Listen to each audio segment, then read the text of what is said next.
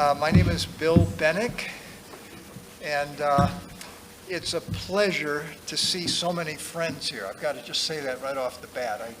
I'm just looking out here at all these friendly faces, and hope you'll forgive me for bumbling along here as best I can. Today we're going to be talking about the same topic we've really started the whole conference about: living peaceably, religious freedom as a foundation for civic harmony. And as you see, there's three tracks that were on here. One of them is local and community activities. And these are just great topics. I'll just read a couple of words from each. Building bridges, building interfaith partnerships, welcoming strangers, living peaceably, bringing people together in love and unity. Those are great things to talk about. And today we're going to sort of bring that home about, well, what do we do with that? And I've got a couple of statistics for you here. Maybe you'll know these numbers, maybe you won't. And this is not a tough question, but let me ask you, how many lawyers do you think there are in the country? Too many doesn't count. I'm a lawyer. We have two lawyers up here, so you can't say that. How many lawyers in the country? Well, take a guess. 750,000. There's 750,000 lawyers in the country. And how many professors and college professors do you think there are in the country? Over 1 million? No, there's about 500,000.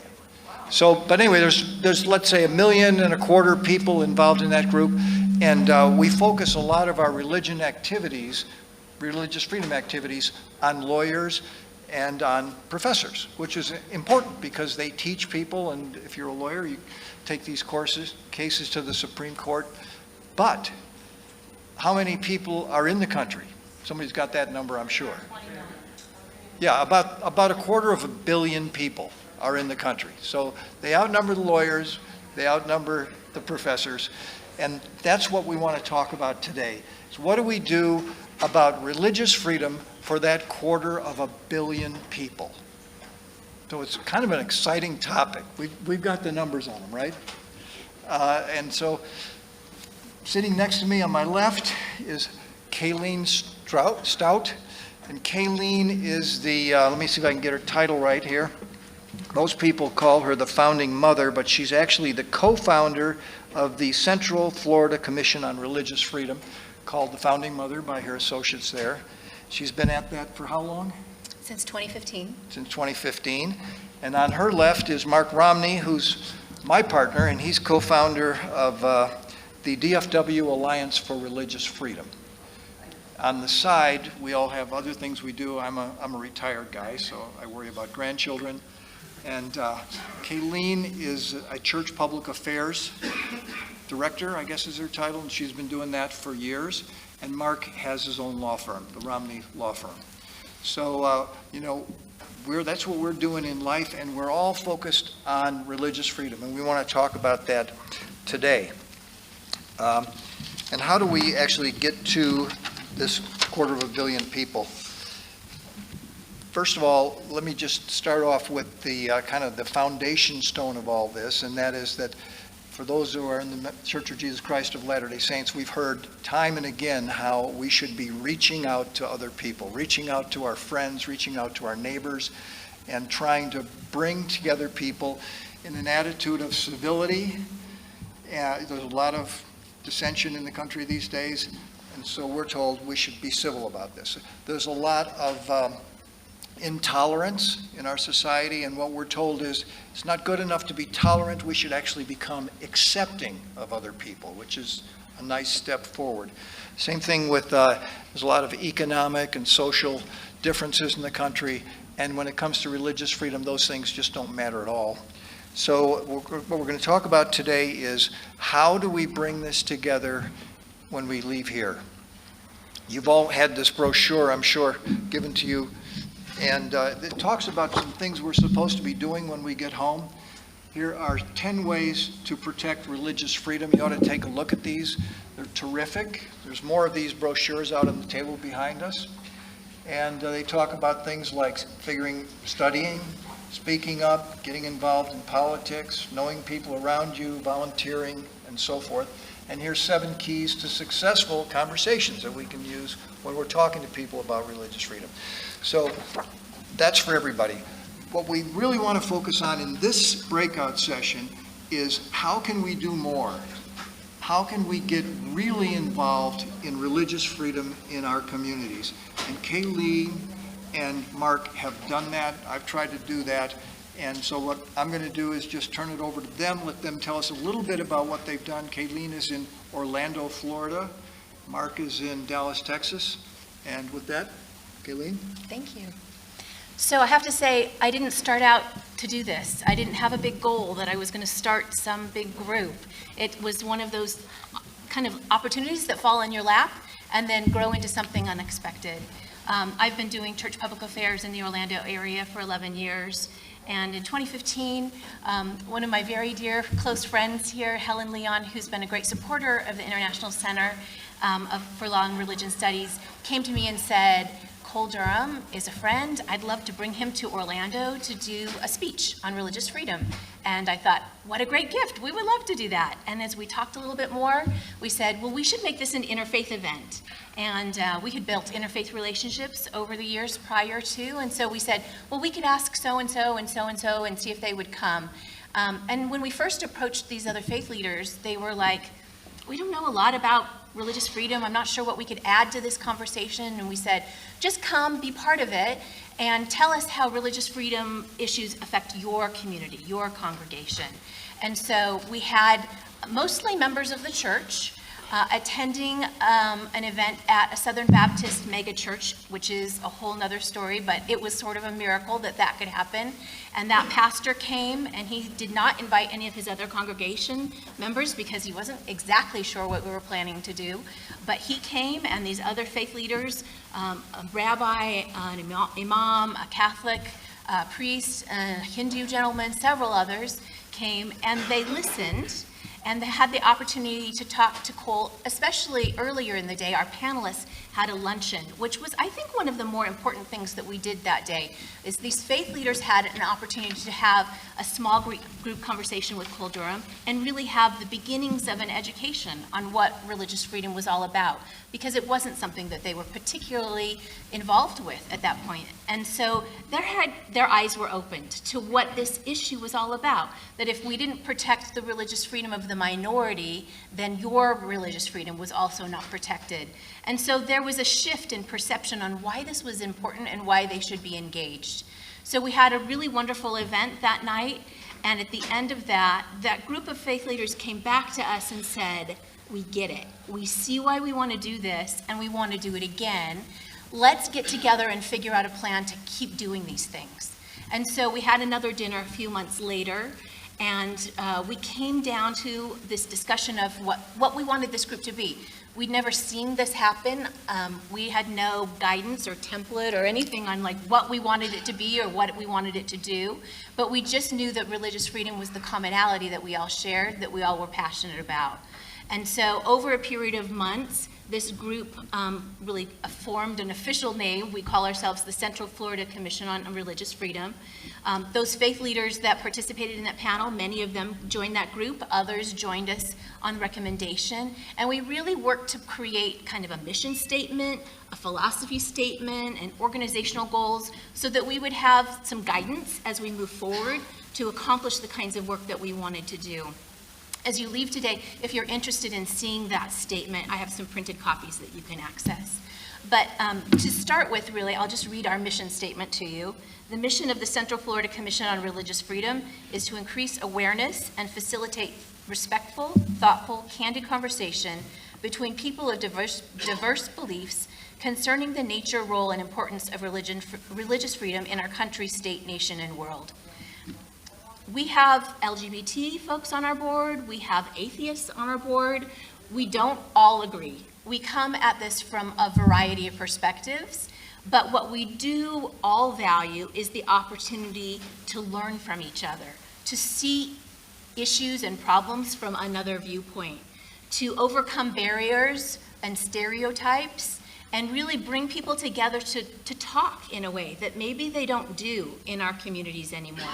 And so as we've moved forward, we've had some large summit events where we brought constitutional law experts to come in and talk about cases that were coming to the Supreme Court, and that has been great. We've also done things where we've just had small group luncheons with faith leaders to say, hey, come, let's just sit at a table and talk about how your views on things affect how my lifestyle works. And that's been really successful. We've done large in-person events. We've done small virtual events with COVID.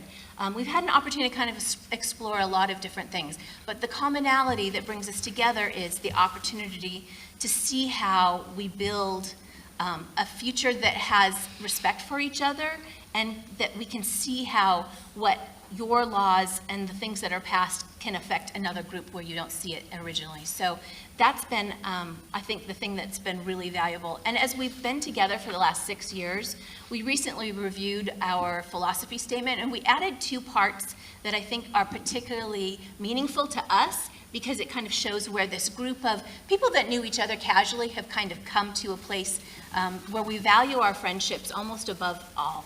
And so there are 2 things that we just added recently to our philosophy statement that I wanted to share with you, that I think, again, kind of shares where we've come to this group.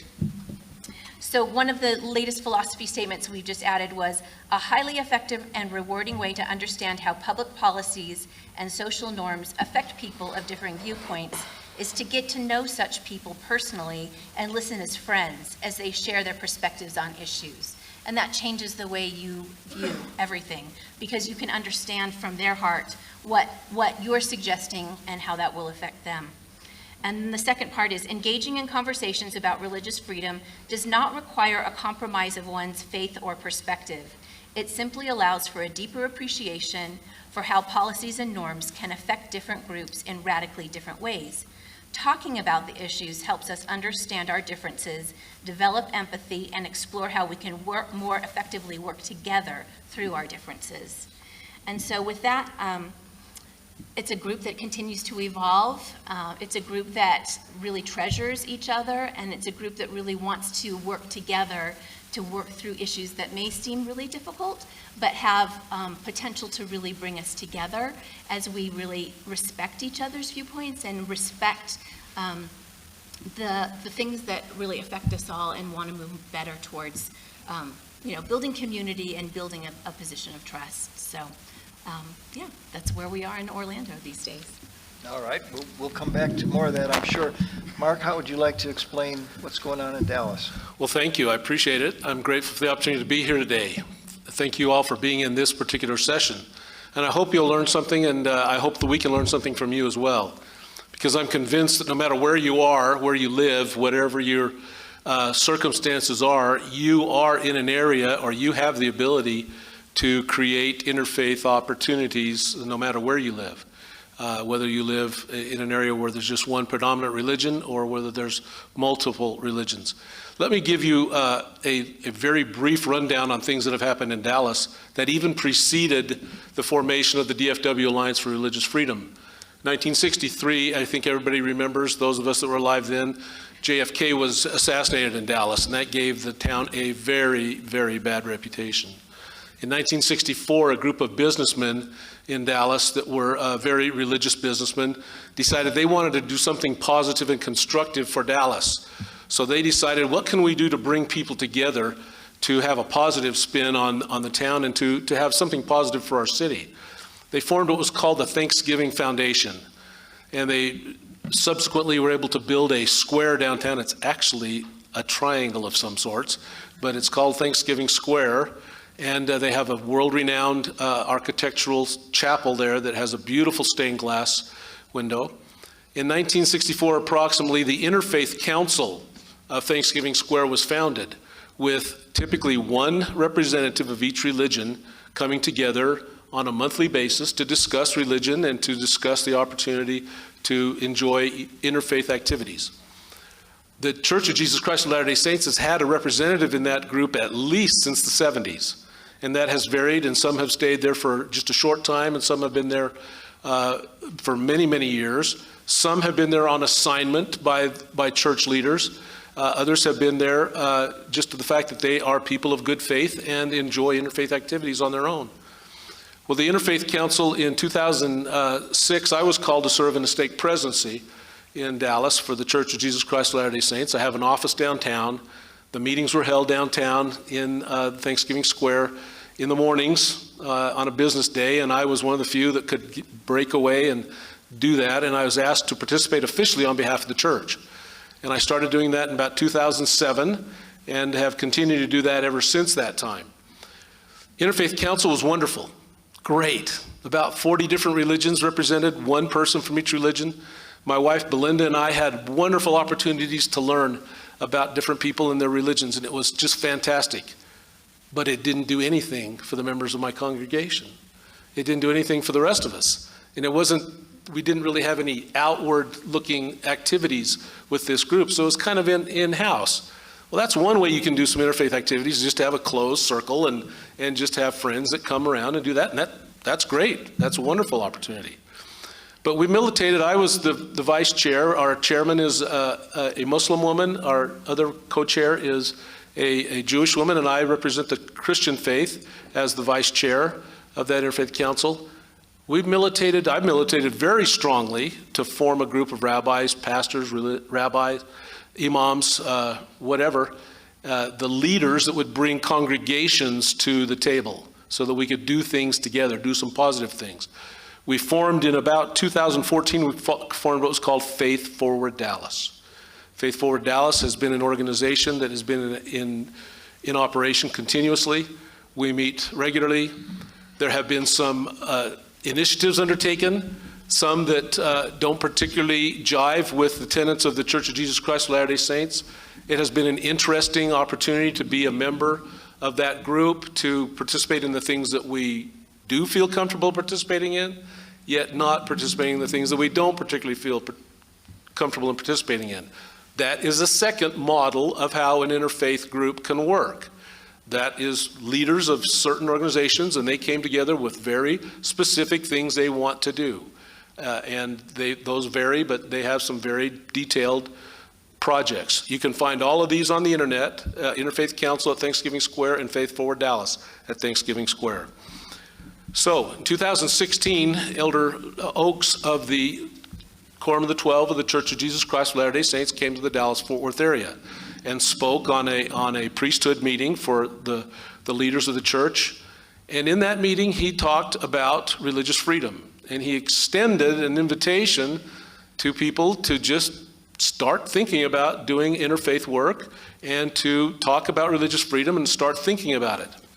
Well, Bill Benac and I have known each other. They moved to Dallas a year after we did. We moved in 91. We moved in 90. They moved in 91. We'd crossed each other through BYU Management Society meetings. And at the golf tournament in late 2017, we sat down for lunch together and we started talking about religious freedom of all the things. And so Bill was a very early adopter and very early member of the International Center for Law and Religion Studies here at BYU. I was encouraged to consider joining, and I joined as well. Our goal when we started the DFW Alliance for Religious Freedom was essentially to take this idea of this annual review of religious freedom from the center and copy that with shameless copying. We have no sense of pride in that. We swiped it, we told Brett we were going to do it, and we've done it. We try to duplicate this meeting in Dallas on an annual basis. We do ours in October. We schedule ours on a Thursday during the day. Any other day is going to, any other Friday, Saturday, or Sunday, you're going to run into religious issues. So you got to pretty much do it on a Thursday if you're going to do it. And we have now we'll be doing our 5th summit this year. And we also have been able to have a wonderful, warm relationship with SMU, the Southern Methodist University campus. The president has spoken and is always our initial greeter at our seminar that we do. And they host us, and they have provided a wonderful facility for us to use. We're grateful to have many people that have helped us in the area that have joined on our board or working with us closely. One of them here today is Lisa Earle. She is the one that makes things happen for us. If we didn't have her, our summit would, well, it would be left to Bill and I, and that would not be pretty. So that's a third way to have a religious freedom exercise or group or whatever you want to call it, is to do it that way. It has been a very good adventure. We have formed a 501c3. We've been very blessed to have people come to our summit and to be able to discuss all kinds of things. The most integral part of our group is our Interfaith Advisory Council, which consists of about 20 to 30 people, depending on the year and who's able to work with us, where we bring them together in planning meetings. What is it that your religion thinks is important in your area? And most all of us are North Texas, so we do have some commonalities there. We have been blessed, and I say that very seriously. North Texas is an incredible place. Everybody is religious, for the most part. There are other parts of the world where I've lived that I thought were much more secular, but in Dallas, it's religious. You don't touch a Wednesday night. You will just not make it. That's church night. And everybody goes to church. Everybody loves Heavenly Father. They love their families. They love God. They worship Him in the way they see fit. We've got just about every religion you could possibly think of. People are serious about their religion, and they're not uncomfortable in talking about it and discussing it openly, which is a big blessing. And so that's been a big blessing. And we have wonderful leaders in the Dallas-Fort Worth area of many national organizations and some international organizations with various connections to various kinds of religions. And we've been very blessed to have them to cooperate with us, to bring us speakers, and to help us to have the opportunity to do that. So that's a third kind of religious freedom group that you can organize. And the final one I'll say is that I still continue. I was called as a stake president of the Church of Jesus Christ of Latter-day Saints in 2016. My stake area covers South Dallas, south of downtown. My stake has about 800,000 people in it, and the majority of them are African American. So the members of our LDS church are a very, very small minority there. But that's an area that's not well served. It was not well served in political things, but as importantly in the Interfaith Council, in the Faith Forward Dallas, downtown Dallas, it was very ill-served because the vast majority of the church leaders in those smaller communities, African American or Hispanic communities, the vast majority of those church leaders are lay leaders, kind of like members of our church, the LDS church. And they can't come to a meeting of interfaith folks, of all the pastors and preachers and everything, on a Tuesday morning at 10 o'clock in the morning downtown Dallas. They have other jobs. So in that, just feeling that gap and the ability to reach out to our group in our area, Southern Dallas, our stake formed a Southern Dallas Interfaith Council.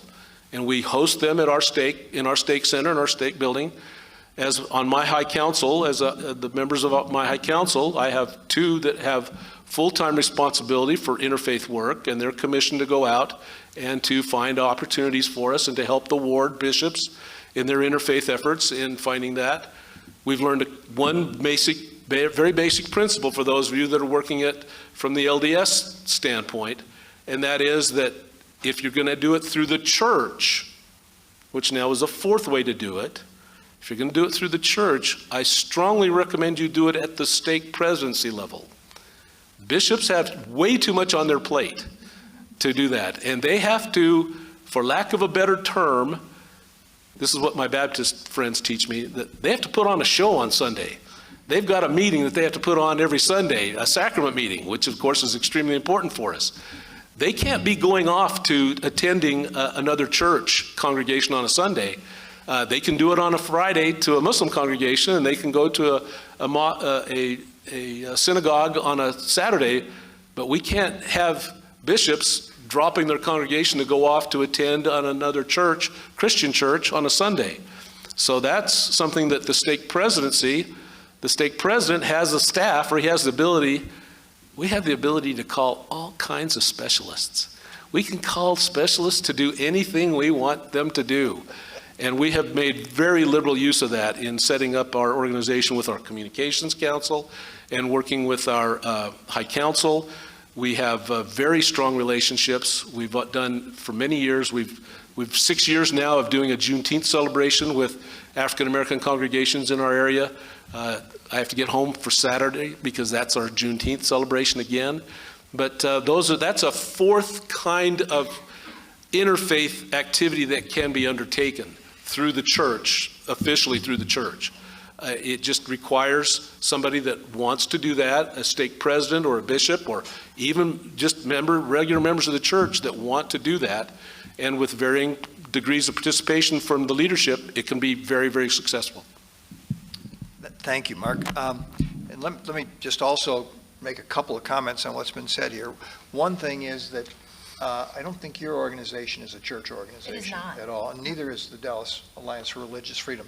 So these are not church organizations. These are things that we kind of cooked up, and to be blunt, it's a whole lot easier to get stuff done. So, we don't need to ask anybody permission on anything, pretty much. So that works pretty well.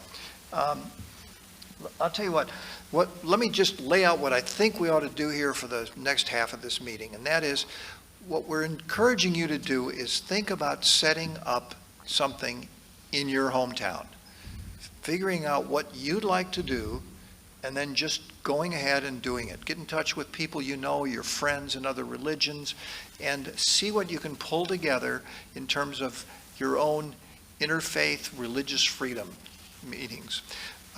We have a lot of, Dallas is a big place. We've got 7.5 million people there, something more than twice as many people as live in Utah.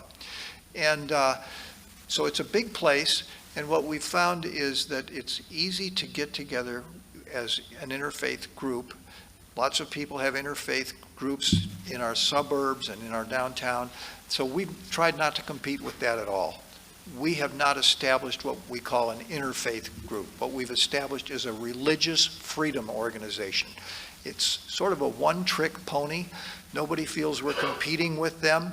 And what we're trying to do is make ourselves subject matter experts in this and bring in people who are subject matter experts and then cater to that interfaith community that we've got across North Texas. So let's do this. Let's just think about now, what can you do and what can I do to help bring religious freedom to our communities? Well, could I add one thing, Bill? I think that each of you are going to be best served by taking an inventory of where you live and what your personal circumstances are. Who are the people in your area that you know, your friends, whether members of the church or outside the church, that are interested in religious freedom? And just start talking to them and then network with them to go out to other folks that they know that might be interested. And then once you've got at least a little nucleus, then you can sit down like Bill and I did and like Kayleen and her group did. You figure out what works best for you and what it is that you want to do, because you've now seen, just in this panel, you've seen 5 different, completely different ways to do interfaith. And the reason I talk interfaith instead of religious freedom is because if you don't have interfaith, you're not talking very much about religious freedom. You're just in an echo chamber. You've got to have other points of view. You have to talk about religious freedom in the fluid process of what it means between different religions and different groups, LGBT, what all the different groups that have a piece in here have to be at the table to have a really good religious freedom discussion. But unless you start with people that are religious, then you just don't have anywhere to go, because that's what we're talking about. I'd like to just say our group was really based on an existing interfaith council. Many of those initial faith leaders that joined us were active members of the Interfaith Council of Central Florida, and we actually are very tied together. I would say the majority of the people that serve on our board are active members of that Interfaith Council. So as Bill said, we aren't competing against anybody. We're very much aligned and partnered with the Interfaith Council, and we co-sponsor things, actually, and so I think one of the things that you want to do is leverage the organizations and the relationships that are already there and bring those people to the table rather than create some sort of new group. And that's what helped us move forward faster, was that we leveraged this Interfaith Council and those folks that are already actively engaged in interfaith dialogue. Right. So Kayleen, Mark told us a little bit about how he got started here. What's your story? How did you personally, you weren't born with religious freedom on a silver spoon. How did you get involved here? Well, as I mentioned, Helen suggested that Cole Durham could come and give this talk, and so that really created this group that came and was interested in this and really saw. You already had an interest in religious freedom? I was doing interfaith work. Did Helen just propagate that? Yeah, no. There's Helen, right there.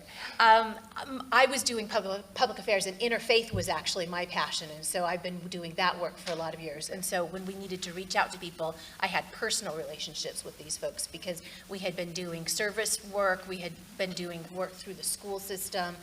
A lot of that was already there in place, and I think that is what Mark was saying. Those interfaith relationships are the platform that you build religious freedom things on top of. So that's what I would say with that. Why don't we there's a hand up already. I was just going to say, why don't we take some questions here? Is there a microphone? Two of them. Two microphones, okay. And the one thing I would ask, we've got, 25 minutes left, is let's make these questions, not speeches. We've all been there before. So ask a question. You should end with a question mark. And then we'll try to cover as much ground as we possibly can. Sure.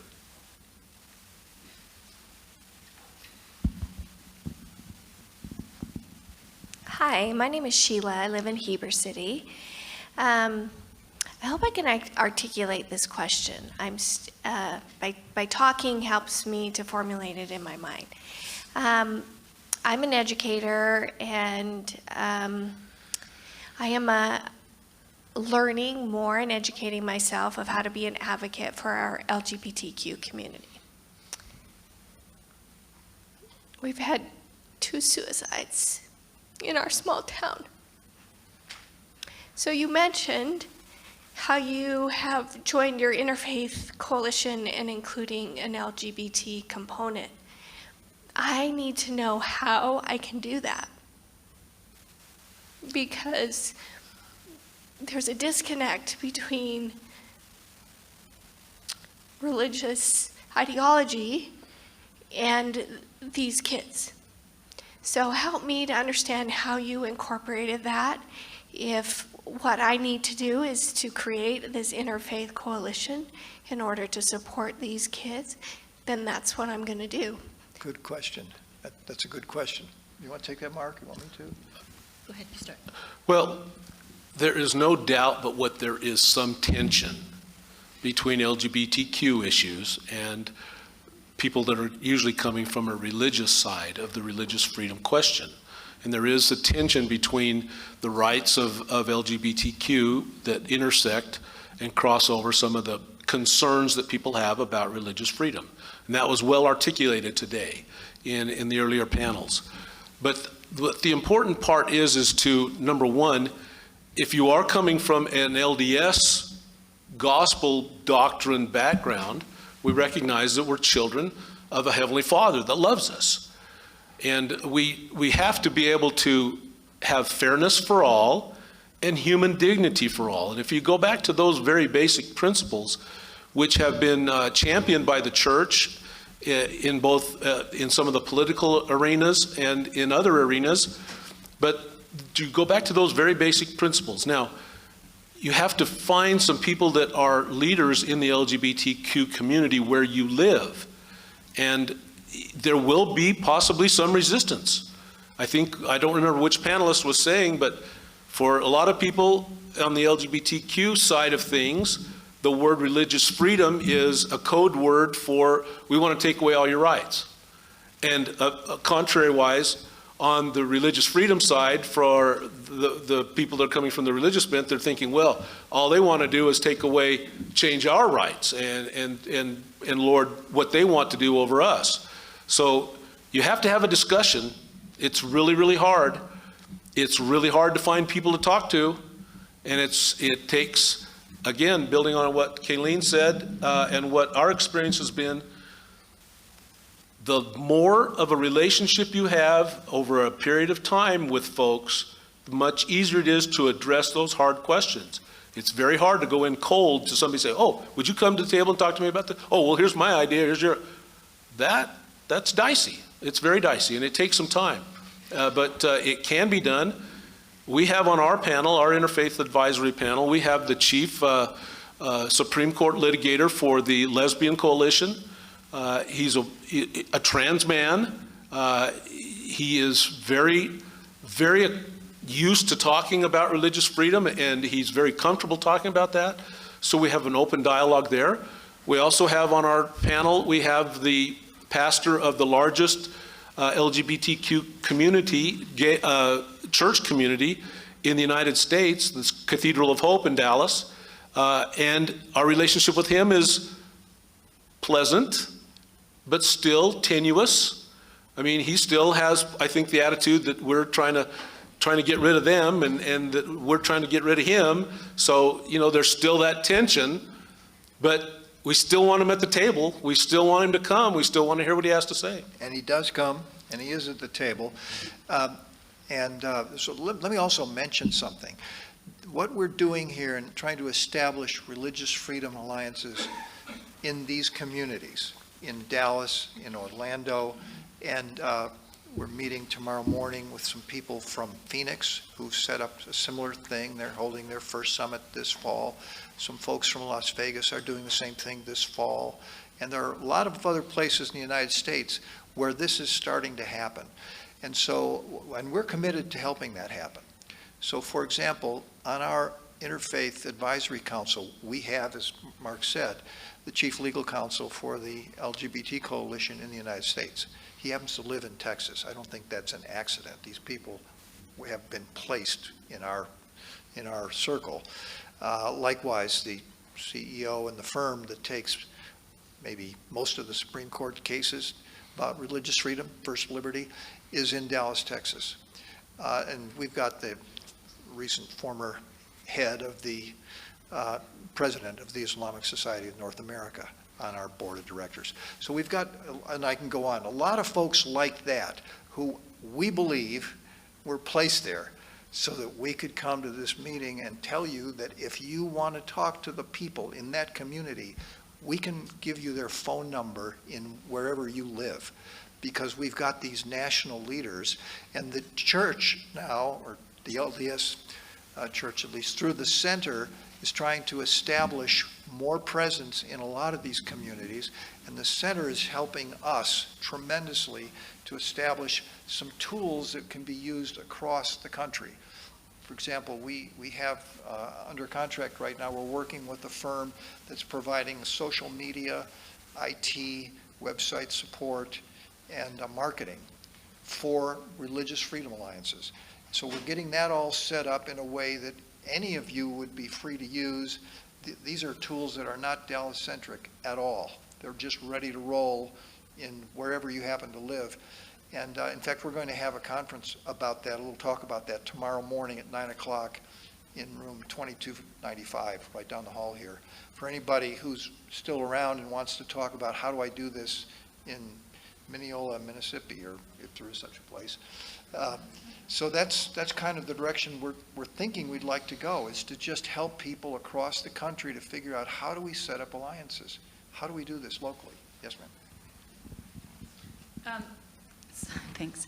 So I'm from Vegas. My name is Rosalie Bingham, and I'm the CEO of a B corporation called Local Sparks. That's SPARX. And we are working with the state presidency in Las Vegas right now, putting greenhouses on the church ball fields right now because they're not being used.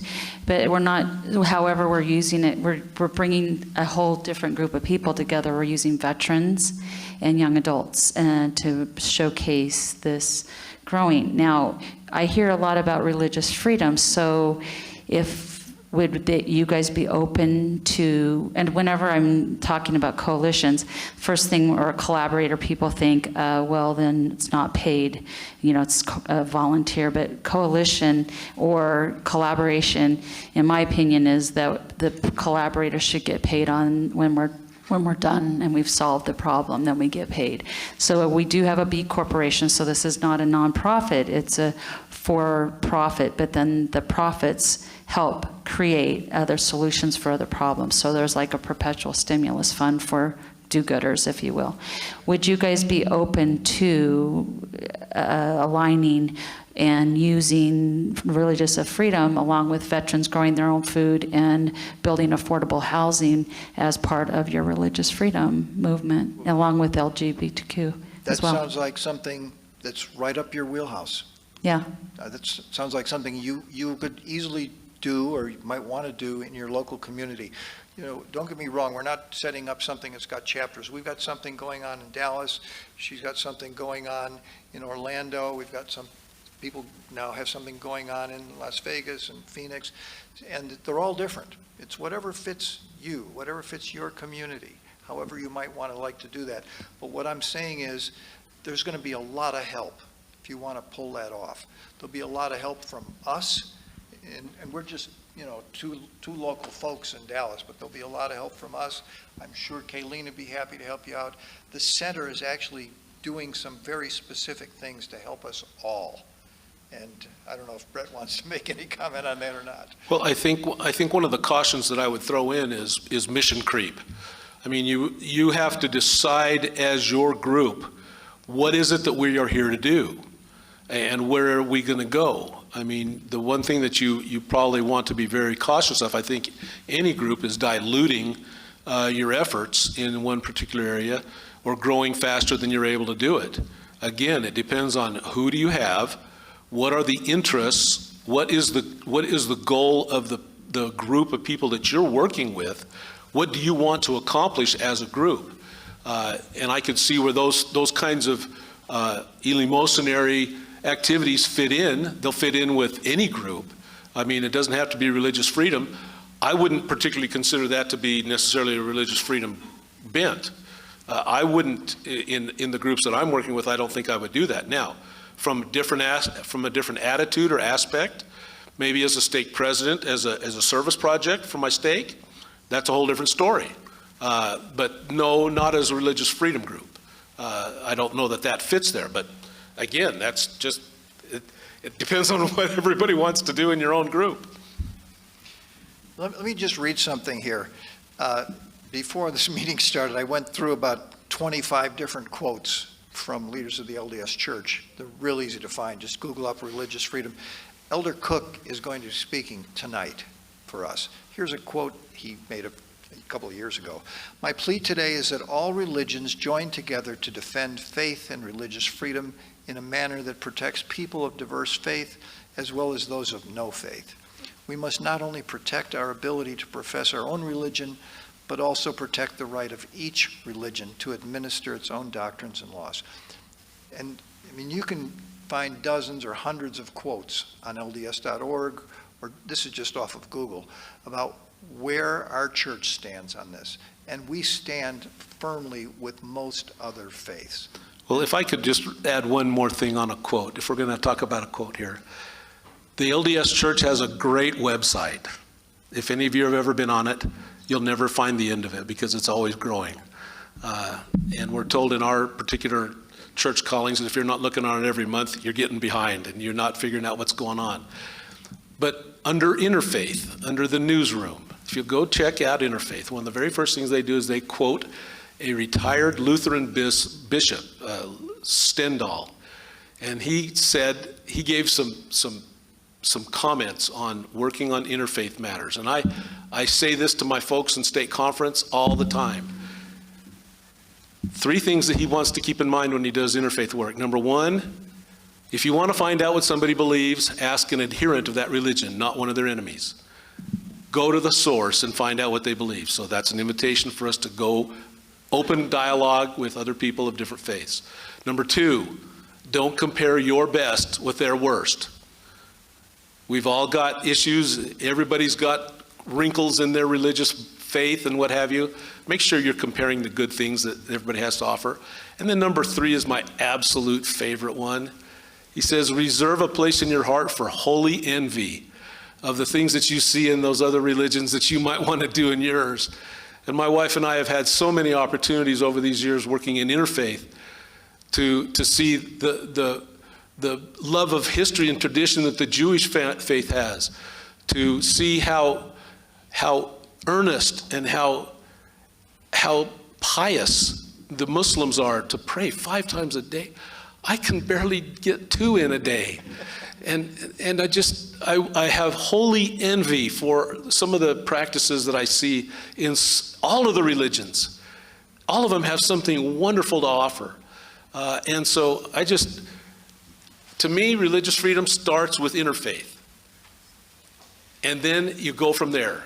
And then we can start talking about how do we protect our religious freedoms. But you've got to get your friendships and get things going with interfaith, because then you got somebody to talk to and you got something to build on. Other questions? Please. Whichever you'd like. He's right there. First, okay. Yes, I have a question in the organizational side of it. You've talked about your organization in seminars and so forth, and you've talked about using your church facilities and capacity that way. Underneath that all, there are expenses, whether it might be places to hold. I don't know whether you're using your stake center or what, or SMU being so nice to you. But there's publications, et cetera, advertising necessary to invite the community, et cetera. How are you handling the finances in each one of your models? Maybe I'll start to that. Sure. We have really kept it very minimal as far as costs go. All of the group that sit on our board, we've had our events at various church locations. We've held them at universities in town. We've done some virtual things. Occasionally, if we've had some expenses of bringing in a speaker, everybody in our board sort of kicks in from their organization. We really have kept things to a real minimum, and there really is not a lot of expenditure. So this can be done without much money at all, really. And we've done the same thing. It has not been expensive. We were able to get in touch with the director of religious education at SMU. He became a host. So we had our first meeting in the Perkins School of Theology. After that, the president of SMU decided that he liked what we were doing and they wanted to be a sponsor. So that came, then SMU came for free. The only thing we've charged for is lunch. And people pay for their own lunch. And then of all the speakers we've had, and I would guess we've had a couple of 100 speakers over the last 4 years. People like Ken Starr and Judge Griffith and Elder Suarez and so forth have all spoken at our summit meetings. And we've paid for 2 airplane tickets over those 4 years. How about printing costs? There's been some printing costs. We do have a couple of donors. The most generous donor has been Islamic Relief. They've written some checks for us every year. So we have minimal advertising. Mostly done online. Yeah. So do you advertise through the church? No, we don't. So it was an interesting beginning for us. When we started, we were afraid that our summit would be overrun by members of the LDS Church, and we did not want that to happen. So for the first 3 years, we only invited stake presidents, and we asked them to bring 4 non-member ministers or leaders in their own areas. There's not that many LDS stake presidents that know that many other church leaders, unfortunately, but we wanted to make sure that we didn't overrun it with members of the church. But we are a 501c3 organization, so we do have tax-exempt donations. We do not have a large budget. It's very minimal, and so we're able to do that. We're very grateful with the new things that are coming with the International Center here. There's going to be a lot of effort for domestic United States efforts. and those are being funded. And the hope is that we will be able to support the back office needs of various local alliances, whatever kind of a coalition you have. And again, we're not advocating that you choose one form over another, but we are hopeful that through BYU now, through the law school, that you'll be able to have help on websites and the publishing and things like that. Some of those things that are really, really difficult to do and take up so much of your time. But we're grateful, and we're hoping that will be available to folks in the future. We have used some in Orlando, but honestly, not much. It really has been a collective effort, and again, the expenses are minimal. And when we started, we did meet with the area authority, who was not totally sure that he wanted to get involved with what we were doing, but he became sure. And they did provide some financial support initially, and we printed off a lot of brochures that we've been giving away. And, you know, I'll give you a pen that says DFW Alliance for Religious Freedom if you want it. So we've got some collateral materials, but again, none of it's been really expensive. It's been, you know, it's been in the thousands, not in the tens of thousands. Yeah. Other questions? This lady in Let me introduce this lady who's about to ask a question. This is Jaylyn Prince. Maybe some of you have seen this book about human dignity. Jaylyn is the photographer that put all these magnificent photos together. Yeah. And she's helped us out in a couple of ways in Dallas, not all directly related to religious freedom, but Jaylyn?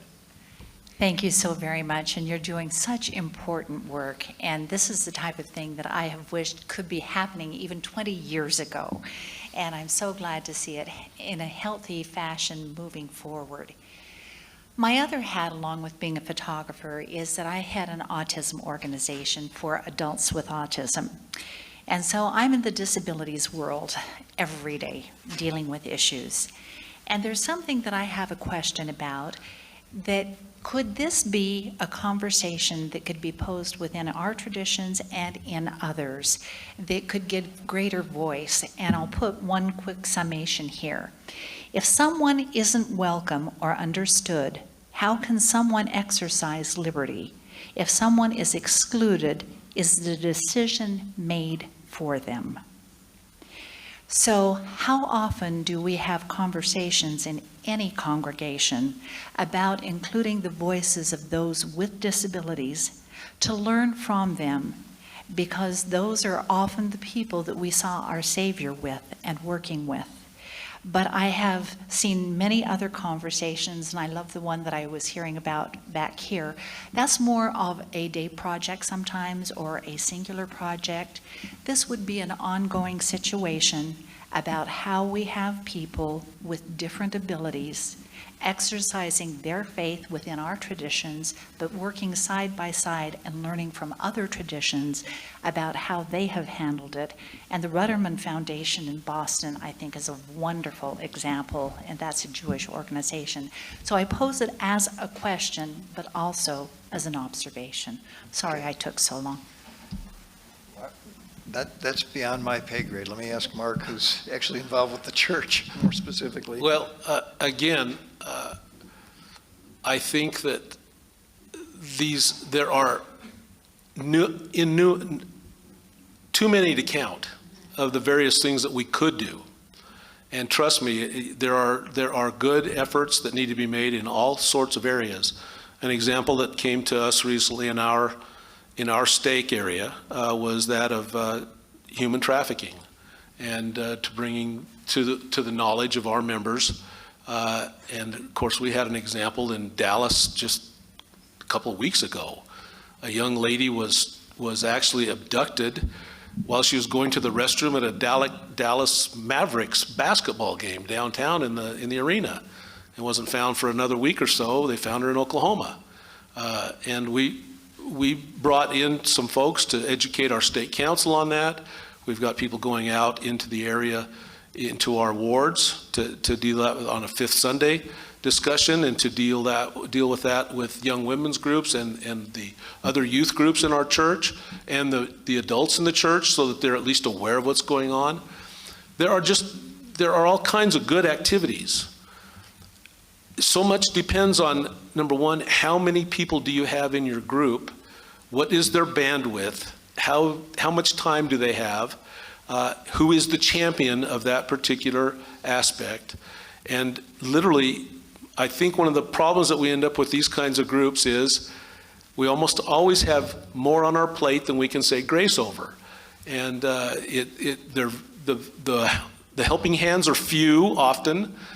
So the bigger a group you build, the bigger a board, the advisory boards, the more people that you have, you can bring in these types of issues. As I don't know that how much of the resources of the organization you can devote to that in any particular time or any particular summit, or for example. I had the opportunity for many years to serve on the Global Steering Committee for the BYU Management Society, and I worked with the chapters, the Spanish-speaking chapters in Latin America.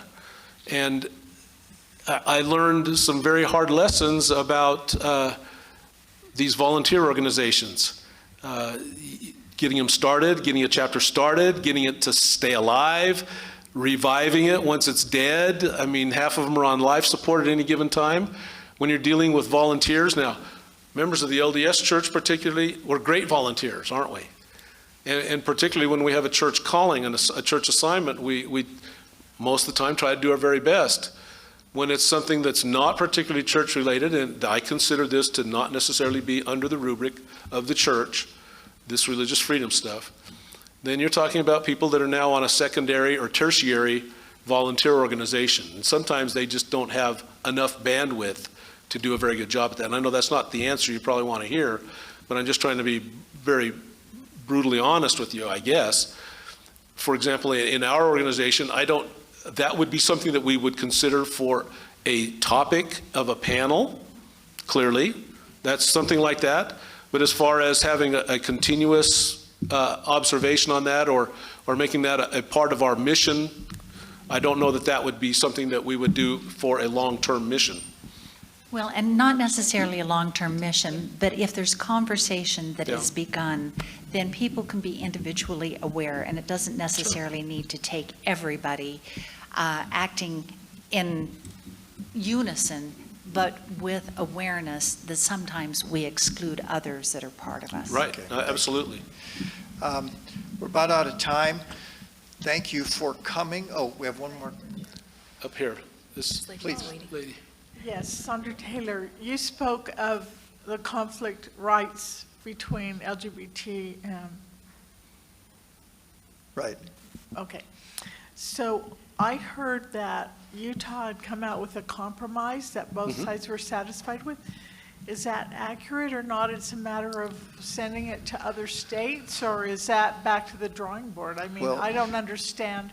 Okay, exactly. the word, Elder Oaks has said that the word compromise is really the wrong word, because it's not a compromise of any LDS values or any of our beliefs.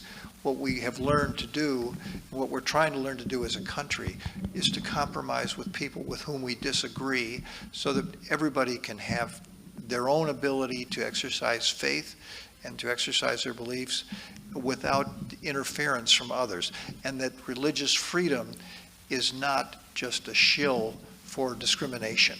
And that's the way we've approached it in our organization. Well, I think also what she might be referring to is the Fairness for All Yeah. Act that was passed in the state of Utah. And the church was very influential in that.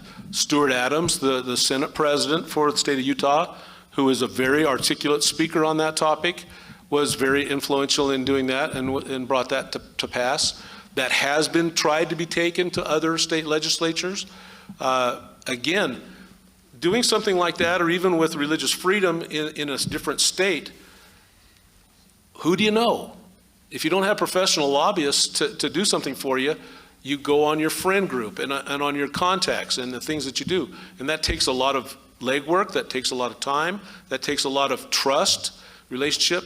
Now, unfortunately for the Fairness for All, I've heard from individuals in the LGBT community In Texas, they don't care a whit for that.